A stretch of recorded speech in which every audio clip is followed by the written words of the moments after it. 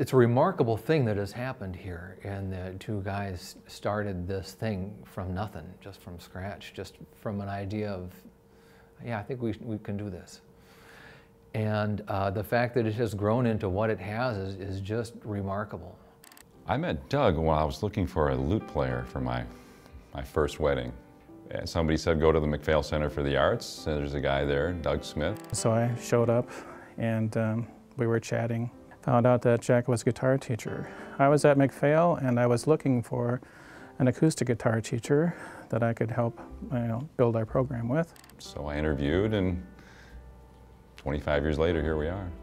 After we were working at McPhail for a decade, things were not going so well with support. McPhail was a part of the University of Minnesota. They were starting to cut back the support to the school, and economically, Jack and I were both in a position where we couldn't afford to stay there any longer. Jack had the idea first of starting our own school, so I said, well, I'll work with you, and let's see what we can do. This partnership was based on trust.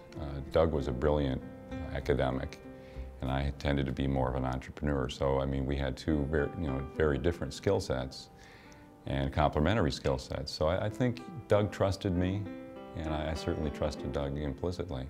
We really had skin in the game. We had everything in it, and our agreement between Jack and ourselves is that we wouldn't stop.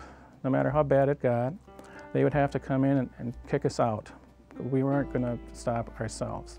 And so we just kept at it and going with it. I think the very first hurdle for us was just believing we could do it. Because all along the way, everybody was saying, you can't do it. This is teach in your basement. This is silly. You really don't want to be doing this. Recruiting the people, getting a business plan. Doug and I sat down, we typed up a 50-page business plan on my little $50 typewriter. And then finding a place. We were doing everything from putting up the lockers to recruiting the students. But it wasn't just about us, it was really about the faculty and the students in terms of why we kept on going. But, we believed in it, and so we lived on edge for many years, and it did work. Music Tech was a fun place to be. It was very different than any kind of school as I understood school to be.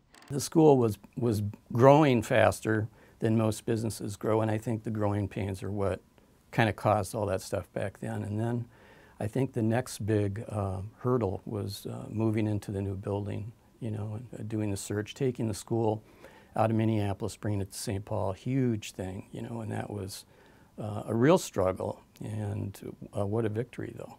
What a great thing that was to be part of.